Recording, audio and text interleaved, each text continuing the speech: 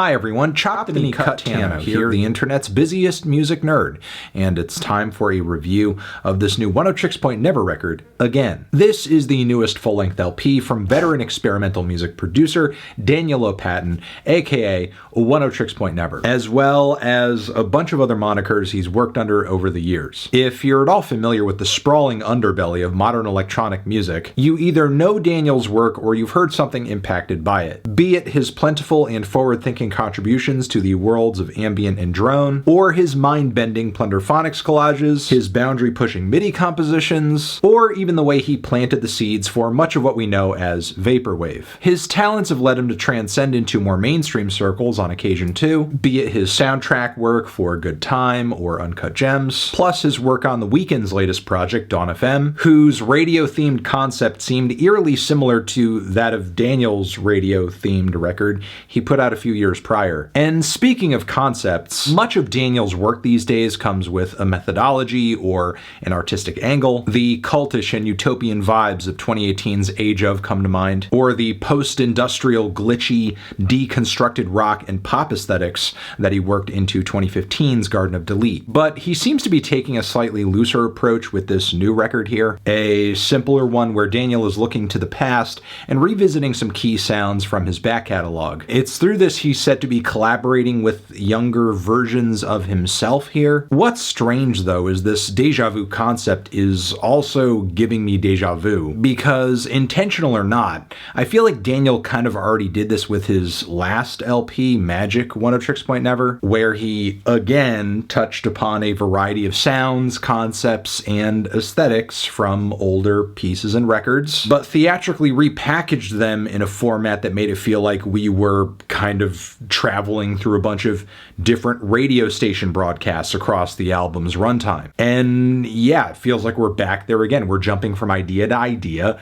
and being visited by ghosts from Daniel's past. But once again, just like on the last record, I feel like his catalog is proving to be a little too big to encompass in such a project, especially one that's just 13 tracks. And vaporwave continues to be this dirty little skeleton he refuses to pull out of the closet when he's going on these little retrospective excursions. So again, in total on this project, we are looking back, but now we don't have this radio angle in the way like we did on the last LP, so it kind of feels like we're doing the same thing but with less steps, which pretty much puts me in a place where I am merely enjoying these songs on the merits of whether or not they are just good individually, since they're not being woven together super effectively on a macro level. But that's not necessarily a bad thing, because thankfully Daniel pops off with a lot of these exciting and vibrant compositions, with some sneaky appearances here and there from the likes of Shoo Shoo and Jim O'Rourke. There are some great highlights throughout the record too, like the title track, Again, which is one of a few moments on the record that makes me feel like I'm listening to Daniel's music for the first time again, like in 2009, 2010, or having my mind blown by the Replica record for the first time. You have these melting, sad, drony synth tones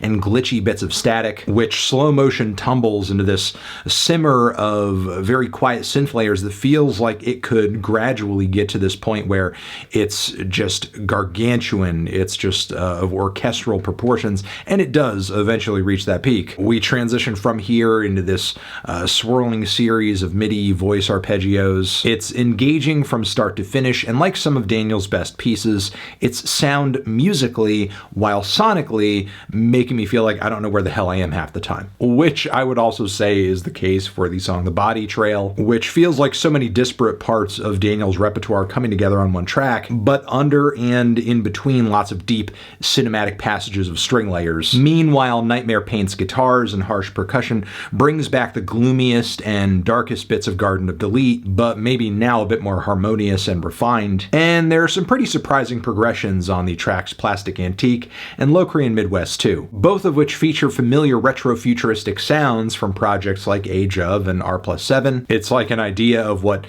this future society's music would sound like back in 1999, but now in a way on this new project, we're getting the next artistic step of that, as I think Daniel has had the time and the hindsight to sort of rethink how he would approach this sort of thing, just embellishing on it in a way. Also, shout out to the closer of Barely Lit Path, which is another great moment, and I think actually communicates pretty clearly what this record's real intent or goal is in a way. That's to elevate some of Daniel's most career-defining ideas with more musical details and sometimes these stunning instrumental layers that are sometimes Hans Zimmer-sized in scope. The track is really a big orchestral flex and it works. Now, there are some cuts and passages on this thing I'm not that crazy about. Maybe I feel like they don't go far enough. Be that gray sub-violent, which I think really could have developed more. There's also On an Axis, whose very fuzzy slow-mo samples at the start are like the closest thing we get to Daniel's Echo Jams days, but both feel kind of dwarfed by the other material here. Meanwhile, Elsewhere is a really cool string piece to kick things off at the beginning of the album, and while the strings do bring a great composition,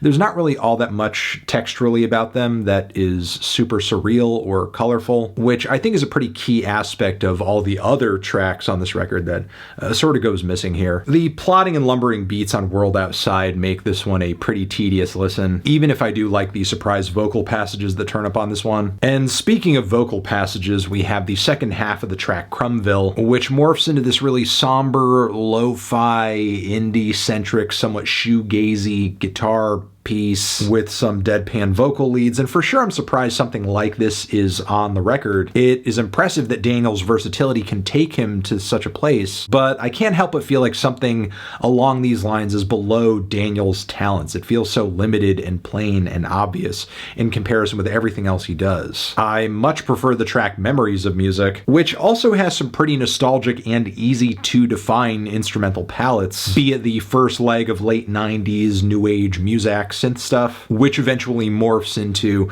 these organs and keys and guitar passages that have this like vague 60s, 70s rock fusion jam energy going on, with some insane and fiery solo passages too. Again, there are many moments on this track, I mean, title, obvious, Memories of Music, that are nostalgic and feel like they're calling back to the past, sounds and vibes that are very familiar, but Daniel puts his own weird, surreal twist on all of it that makes it feel specific to this record. So the concept on this one, in my opinion, is not as big or as thorough or as ambitious as past concepts have been on many a Oneohtrix Point Never album, unfortunately, but the vast majority of the material on this thing is still really good by Daniel's general standards. And it is cool to hear him not just kind of go back and recreate some of these older sounds, but enhance them in a way. So in that respect, I would consider this record a decent W for him. Even if it's not one of my all-time favorites he's ever done, I'm feeling a decent 2 strong 7 on this one. Tran, Zishin, have you given this record a listen? Did you love it? Did you hate it? What would you rate it? You're the best, you're the best. What should I review next? Hit the like if you like. Please subscribe and please don't cry. Hit the bell as well. Over here next to my head is another video you can check out. Hit that up with a link to subscribe to the channel. Anthony Fantano, Oneohtrix Point Never, forever.